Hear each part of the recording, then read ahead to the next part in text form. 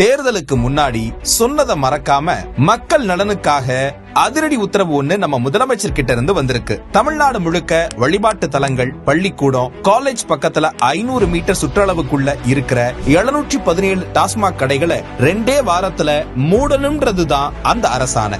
மக்களோட பாதுகாப்பும் அமைதியான வாழ்வும் தான் என்னோட முதல் கடமைன்னு வார்த்தையா மட்டும் சொல்லாம அத தன்னோட செயல்ல செஞ்சும் காட்டியிருக்காரு நம்ம முதலமைச்சர். சமூக சீரழிவை தடுத்து ஒரு ஆரோக்கியமான சமுதாயத்தை உருவாக்கணும்ங்கிற அவரோட அந்த தொலைநோக்கு பார்வை நிஜமாவே பாராட்டுக்குரியது. அரசாங்க வருமானத்தை விட பொதுமக்களோட நிம்மதியும் மாணவர்களோட எதிர்காலமும் தான் முக்கியம்னு நினைச்சு இந்த துணிச்சலான முடிவை எடுத்திருக்காரு நம்ம முதல்வர் விஜய். இது வெறும் நிர்வாக நடவடிக்கை இல்ல, இது தமிழ்நாட்டு மக்கள் மேல அவரு வச்சிருக்கிற உண்மையான பாசம். தலைவர் விஜய் முதலமைச்சரா பதவியேற்ற மேடையிலேயே போதைப் பொருள் தடுப்புக்கு மாவட்டந்தோறும் சிறப்பு படை அமைக்கிறதுக்கு உத்தரவு போட்டார். இது நடந்து 2 நாள் கூட ஆகல, அதுக்குள்ள மதுக்கடைகளை மூட சொல்லி உத்தரவு. சொன்னதை செய்யறதுல நம்ம முதல்வர் ஒரு ரியல் ஹீரோன்னு இன்னைக்கு தான் தமிழ்நாடே கொண்டாடுது. போதைப் பொருள் இல்லாத அமைதியான பாதுகாப்பான தமிழகத்தை நோக்கி நாம எடுத்து வைக்கிற இந்த முதலடி ஒரு மிகப்பெரிய மாற்றத்தை மக்களுக்கு கொடுக்க போகுது.